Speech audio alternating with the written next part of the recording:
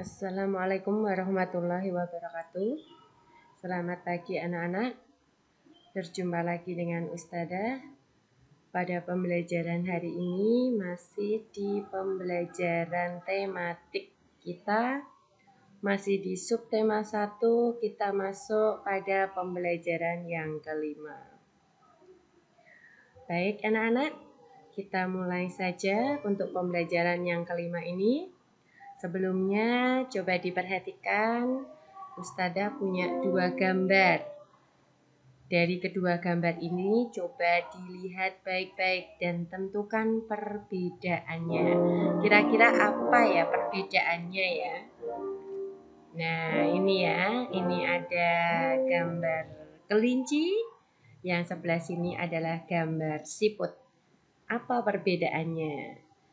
Ya, perbedaannya adalah kedua jenis hewan ini digolongkan menjadi 2 jenis yang berbeda berdasarkan ada dan tidaknya tulang belakang. Untuk kelinci, ini masuk ke dalam jenis hewan vertebrata. Sedangkan untuk siput masuk ke dalam jenis hewan avertebrata. Nah, kita akan mempelajari apa itu hewan vertebrata dan hewan avertebrata.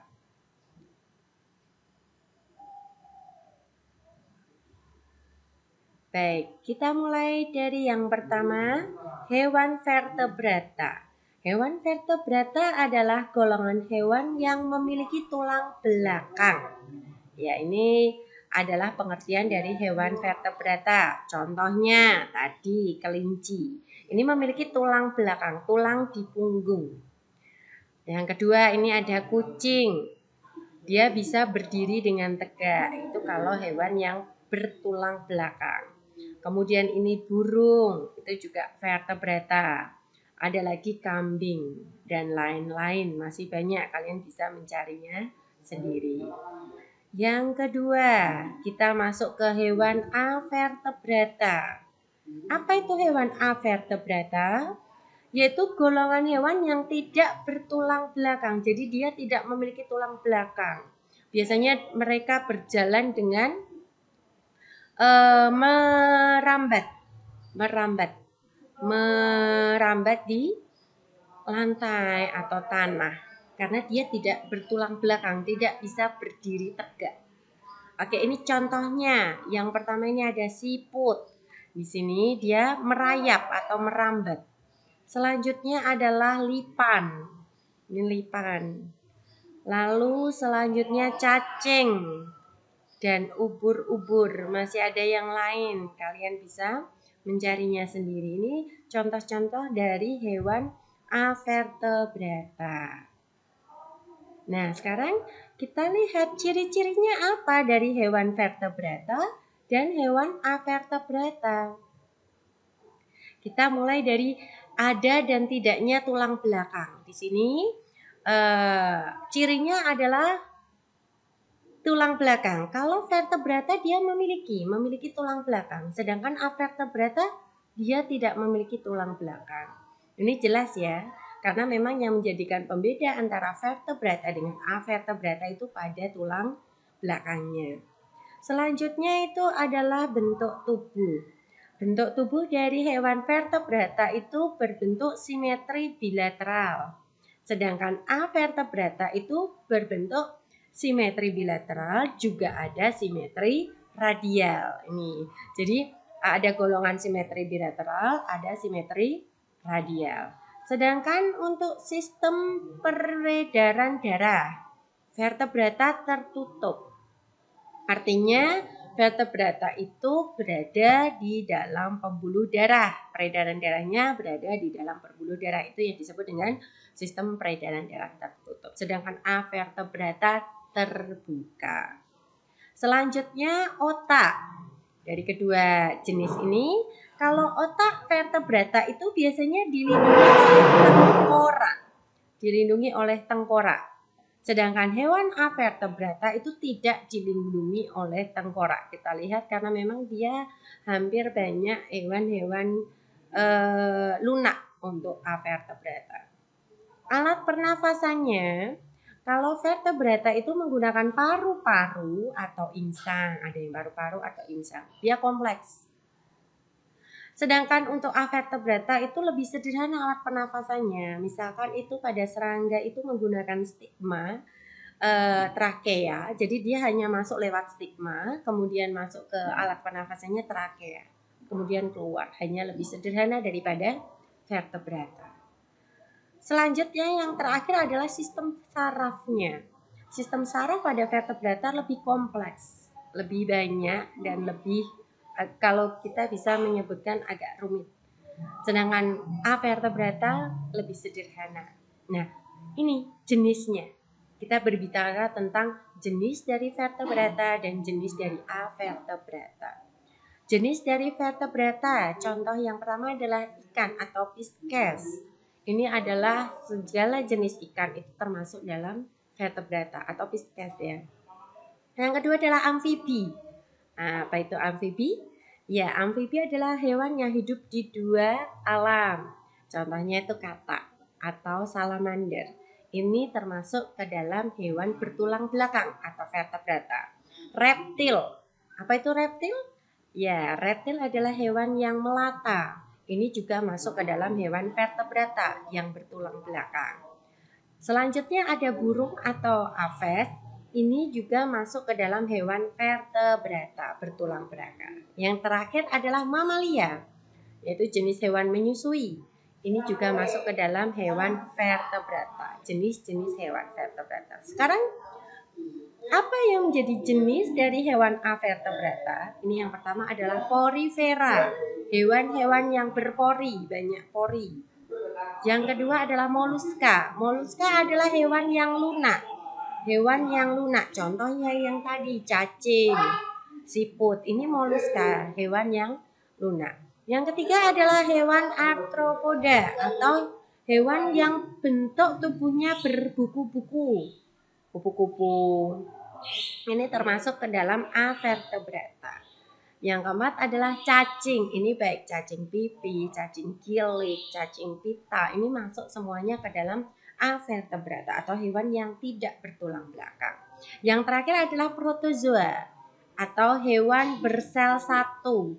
Ini juga masuk ke dalam hewan avertebrata. Contohnya ada amoeba, paramecium, termasuk juga protozoa.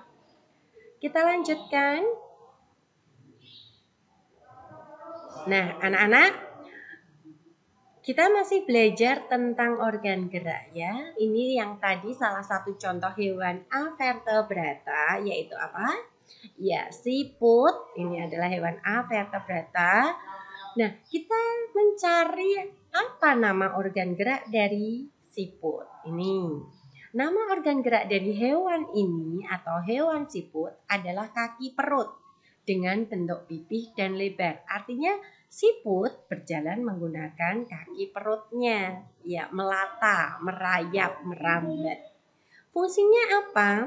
Fungsi utama dari kaki perut pada siput adalah untuk bergerak dan berpindah tempat. Jadi dia tidak memiliki kaki seperti kita ya. Dia menggunakan organ geraknya menggunakan kaki perut. Nah, ini dicoba. Ustadzah punya 3 binatang. Dalam tabel ini juga ada di buku kalian. Ini yang mungkin pasti kalian tahu dan pernah lihat. Nah, 3 binatang ini adalah belalang, cacing, dan ubur-ubur. Tugas kalian adalah menentukan nama organ geraknya dan fungsinya seperti tadi contoh pada hewan siput. Silakan dikerjakan di buku tulis kalian masing-masing. Baik. Nah, ini ayo mencoba. Anak-anak, jika kalian punya waktu luang, cobalah kita membuat contoh model sederhana organ gerak dari hewan dengan menggunakan plastisin. Tahu ya plastisin? Apa itu plastisin? Malam, kalau mungkin kalian sering menyebutnya dengan malam, ini plastisin. Nah, silahkan kalian coba di rumah membuat salah satu model hewan vertebrata, avertebrata. Ini Ustazah tekankan ya, avertebrata. Jadi ini contoh siput ini yang contoh di sini siput. Buatlah dengan menggunakan plastisin. Ini jika kalian punya waktu luang, nanti bisa untuk hiasan di rumah atau membuat yang lebih mudah lagi seperti cacing atau ular. Ini lebih mudah lagi. Silahkan dicoba di rumah ya. Oke, sekarang kita lanjutkan pada pembelajaran selanjutnya, yaitu mengenai corak gambar ilustrasi. Anak-anak, kemarin sudah kalian pelajari tentang apa itu gambar ilustrasi dan contohnya. Sekarang kita belajar tentang coraknya gambar ilustrasi. Jadi ada 4 corak gambar ilustrasi. Yang pertama adalah realis. Apa itu realis? Nah, realis adalah corak gambar ilustrasi yang dibuat sesuai dengan keadaan objek gambar yang sebenarnya, baik proporsi maupun anatominya. Jadi, gambar yang dibuat ini memang disamakan persis dengan asli objek yang digambar. Ini adalah corak gambar ilustrasi dalam jenis realis. Tujuannya apa? Sebagai gambaran tentang keadaan objek yang sesungguhnya. Jadi tidak dilebih-lebihkan, tidak dikurangi, ya sesuai dengan aslinya. Ini adalah corak gambar ilustrasi realis. Selanjutnya yang kedua adalah corak gambar ilustrasi yang kedua, karikatur. Karikatur adalah corak gambar ilustrasi yang dibuat dengan melebih-lebihkan. Artinya ini tidak sesuai dengan gambar aslinya, mungkin dibuat lebih besar atau lebih kecil. Ini seperti contoh gambar manusia yang dibuat kepalanya lebih besar, badannya lebih kecil. Ini contoh dari karikatur. Tujuannya apa? Tujuannya adalah sebagai kritikan atau sindiran terhadap seseorang atau suatu masalah. Yang ketiga adalah kartun. Nah, ini pasti anak-anak sudah sering melihat di televisi maupun di buku komik. Nah, kartun ini ternyata salah satu corak dari gambar ilustrasi.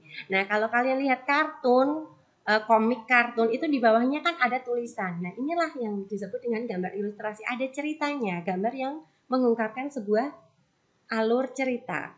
Ini salah satunya kartun.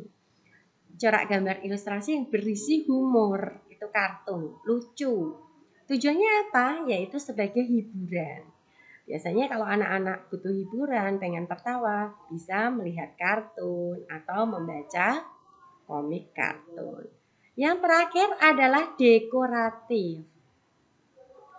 Dekoratif adalah corak gambar ilustrasi yang dibuat dengan mengubah bentuk objek yang ada di alam tanpa meninggalkan ciri khasnya.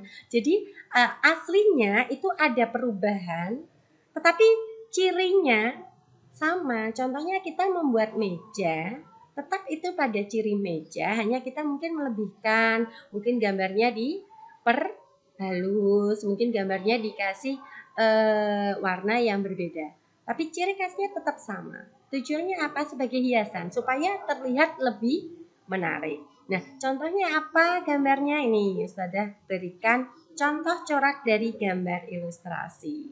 Kita yang pertama yang tadi realis, itu yang sama persis dengan objek aslinya. Contohnya, nah, coba ini adalah gambar apel.